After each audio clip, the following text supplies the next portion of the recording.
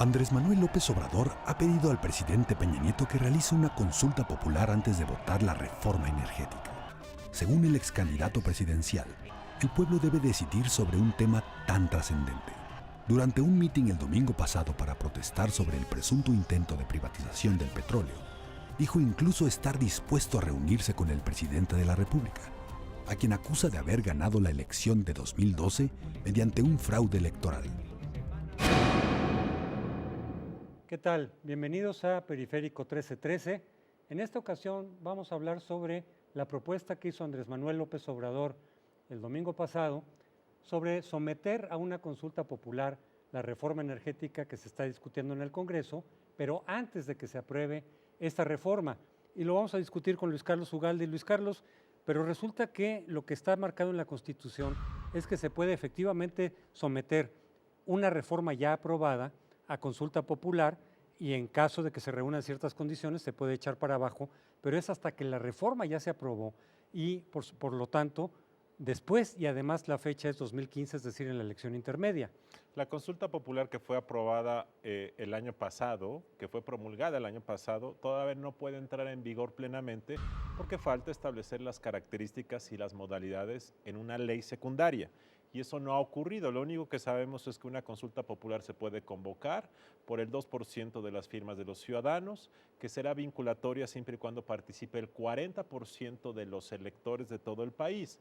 Pero no sabemos si puede ser antes o después, si puede ser vinculatoria para una ley de la Constitución o si puede ser abrogatoria. Es decir, no hay todavía modalidades, de tal forma que en estricto sentido no es posible todavía usar esa figura de la consulta popular para poder someter antes o después una reforma legal o constitucional al veredicto de los ciudadanos. No, lo que tendría que proceder en todo caso, que me parece que por ahí va la propuesta de López Obrador, es que se regule efectivamente, se haga la ley secundaria y se introduzca un transitorio que especifique que por esta ocasión por lo menos se pueda llevar la consulta antes de la aprobación propiamente de la reforma. Pero entonces los tiempos estarían muy encimados porque la agenda legislativa está muy cargada. No, no solamente están muy acortados, sino que habría que esperar varios meses para que estuviera la legislación aprobada.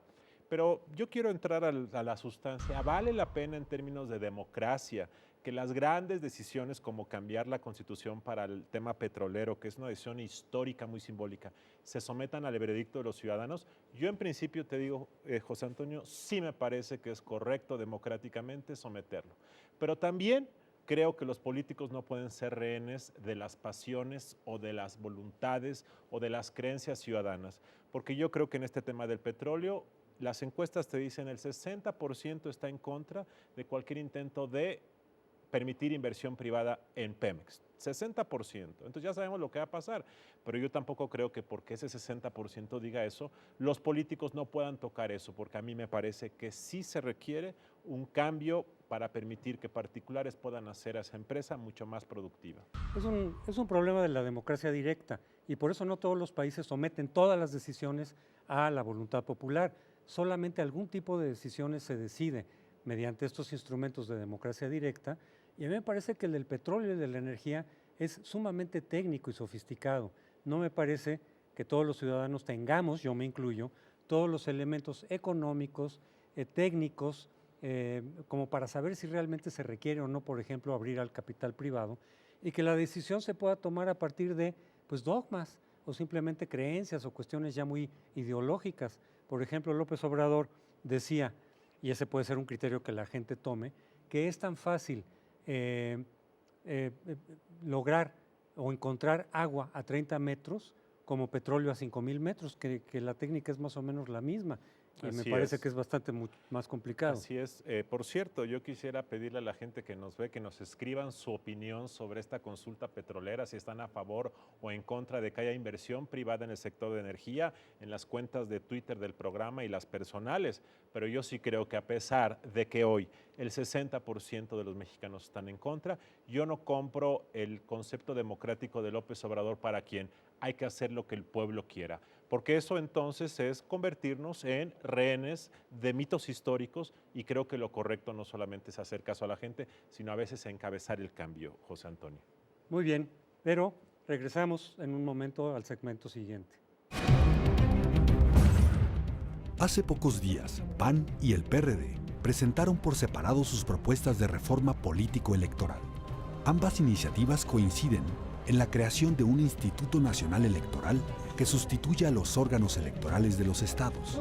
Proponen anular elecciones cuando se rebase el tope de gastos de campaña, y ambos proponen la reelección de diputados y senadores. El PAN, por su parte, propone la segunda vuelta en elecciones presidenciales y aumentar el umbral para mantener el registro de partidos del 2% actual al 5%. Por su parte, el PRD propone restringir los gastos de propaganda gubernamental. PAN y PRD exigen que antes de votar una reforma energética o fiscal, debe aprobarse la reforma político-electoral. En esta segunda sección de Periférico 1313 vamos a platicar de las nuevas propuestas de reforma político y electoral. Como se acaba de mencionar, hace unos días tanto PAN como PRD las presentaron. Se trata de una nueva ronda de reformas electorales. México tiene una suerte de reformitis electoral.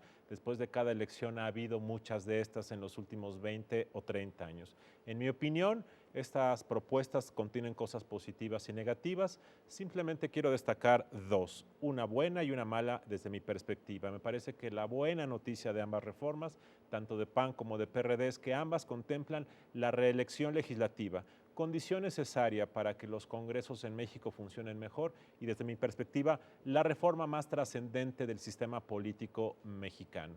Y la mala, en mi opinión, es la idea de crear un Instituto Nacional de Elecciones, una suerte de gran burocracia centralizadora que según los proponentes permitiría organizar elecciones con más equidad. En mi punto de vista, como lo platicaré más adelante, no necesariamente es el caso. José Antonio. Ahora, el problema hasta ahora es lo siguiente, se está condicionando prácticamente que la reforma energética y la reforma hacendaria podrán ser votadas siempre y cuando pase la reforma político-electoral, y por eso es que la presentaron antes. Eso genera una dificultad, porque hay muchos de los puntos propuestos que, por ejemplo, el PRI y el gobierno se han manifestado totalmente en contra. Así es. La propia reelección legislativa, que yo coincido en que nos normalizaría en el mundo democrático, todas las democracias tienen ese mecanismo, al PRI tampoco le gusta, en general la ha rechazado históricamente. Pero hay otra figura por ahí, la segunda vuelta, que es muy importante para el PAN, y el PAN ha insistido en que se dé la segunda vuelta, que es totalmente indigerible para el PRI. Esa es la razón por la que el PAN quiere que se apruebe ahora, sabedor de que el gobierno quiere con tanta ansiedad la reforma energética que estará dispuesto a dar cualquier cosa a cambio de obtener los votos para la energética. Por cierto, José Antonio, el auditorio, algunos de ustedes recordarán, pero hace pocos años, en 2007, ocurrió lo mismo, pero con otros actores. En 2007 era el PRI en la oposición quien condicionó al gobierno y le dijo, gobierno, tú quieres una reforma fiscal, como hoy la quiere el nuevo gobierno. ¿Quieres una reforma fiscal? Te la doy si me das una reforma electoral. Entonces, en aquellos años era el PRI el que condicionaba. Hoy es el PAN el que condiciona al PRI.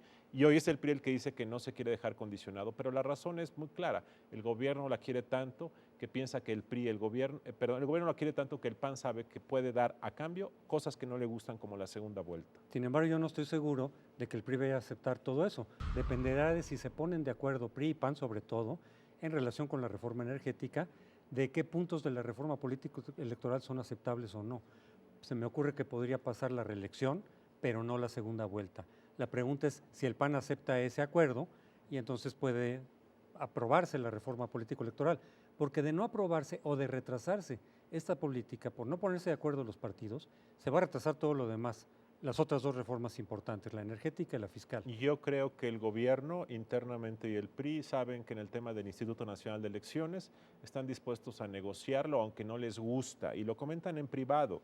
Yo creo que, sin embargo, sería una mala idea por algo que comentaremos en las próximas semanas. Yo creo que la reelección probablemente también se dan y me parece que eso sería muy positivo para la vida de México. Sin embargo, las propuestas de los dos partidos tienen otros temas, muchos temas. Y a mí lo que me preocupa, José Antonio, es que en estas prisas del Pacto por México que se nos acaba en diciembre, como muchos suponen, y yo también creo, se vayan a estar reformando de manera muy rápida muchas cosas y en esta reformitis acaben pasando cosas buenas y cosas malas, porque yo creo que el IFE si lo recargas de nuevas atribuciones, puede acabar por hacer las cosas no tan bien como las hace ahora. Suele ocurrir que se hacen cambios muy precipitados y lo que pasa es que la agenda legislativa está muy cargada para estos próximos 2 meses. Yo no estoy seguro de que vaya a salir adelante la reforma política y además de tiempo para la energética y la hacendaria en estos 2 meses. Bueno, estamos a 2 semanas de que se tengan que aprobar porque la reforma hacendaria tiene que salir en octubre con la ley de ingresos, de tal forma que una propuesta que se acaba de presentar de tal trascendencia tendría que ser aprobada muy rápido. Esta es la primera discusión de reforma político-electoral, tendremos muchas más en las próximas semanas. Vamos a las propuestas de este programa. Luis Carlos. Sobre el primer tema, José Antonio, de la consulta energética que pidió López Obrador, yo estoy a favor de hacer consultas públicas y populares con temas de gran trascendencia. Y en este caso me parece que es un tema de gran trascendencia. Me parece que debemos tener la cultura de poder someter estos veredictos. Sin embargo, todos tienen que tener la posibilidad de persuadir. Y dos, desafortunadamente el Congreso pasó el 9 de agosto pasado, que era la fecha límite, y no legisló para saber las modalidades y si una consulta puede ser abrogatoria o no abrogatoria. De tal forma que, estando a favor de esto, me parece que el Congreso debe hacer su trabajo inmediatamente para legislarlo, y como no está legislado, me parece que en esta ocasión no es procedente. Yo creo que se tiene que legislar efectivamente antes de poder hacer una consulta, porque es muy delicado lo de la democracia directa, no es cualquier cosa. Es muy delicado, se tiene que normar exactamente en qué condiciones, en qué temas. Y a mí no me parece, por ejemplo, que proceda el echar abajo una propuesta de reforma antes de que se legisle, porque ni siquiera se conocen los detalles. Se tiene que saber exactamente cuál es la reforma, en qué consiste, cuáles son los detalles, y en todo caso hasta después someterlo al pueblo para que decida si esa reforma se queda o se va para abajo. Pero hacerlo antes, pues ni siquiera sabes exactamente qué es lo que estás aprobando o desaprobando. Así es. Y respecto al segundo tema, que es el tema de la reforma político-electoral, a mí me gustaría que hubiera más tiempo para deliberar, hacer las cosas a las carreras. No es un buen consejero, y a mí me parece que en este tema estoy a favor de la reelección legislativa y de presidentes municipales. Muy bien que lo proponga PAN y PRD y ojalá pase. Respecto al Instituto Nacional de Elecciones, me parece que es una mala idea. Es como querer sostener y cambiar la realidad de los estados a partir de centralizar las funciones, y no me gusta. Coincido contigo en que se debería discutir con más calma, con más tiempo, no de manera precipitada, porque hay muchos temas importantes ahí, ya mencionaste algunos. Yo estoy en contra, por ejemplo, de la segunda vuelta. A mí no me parece que es una buena idea, no me parece que resuelva los problemas que pretende resolver y que en cambio puede complicar mucho las cosas. Respecto al Instituto Nacional Electoral, yo en cambio sí estaría de acuerdo en lo fundamental, pero será algo que discutiremos en su momento. Pero hay otros temas también complicados, como la cuestión de los gobiernos de coalición, jefe de gabinete, irnos hacia un sistema semiparlamentario, que es bastante complicado, que no es tan sencillo, pero ya lo discutiremos con tiempo. Los invitamos a que nos vean la próxima semana en Periférico 1313 y envíenos sus opiniones y sus comentarios a los Twitter de este programa.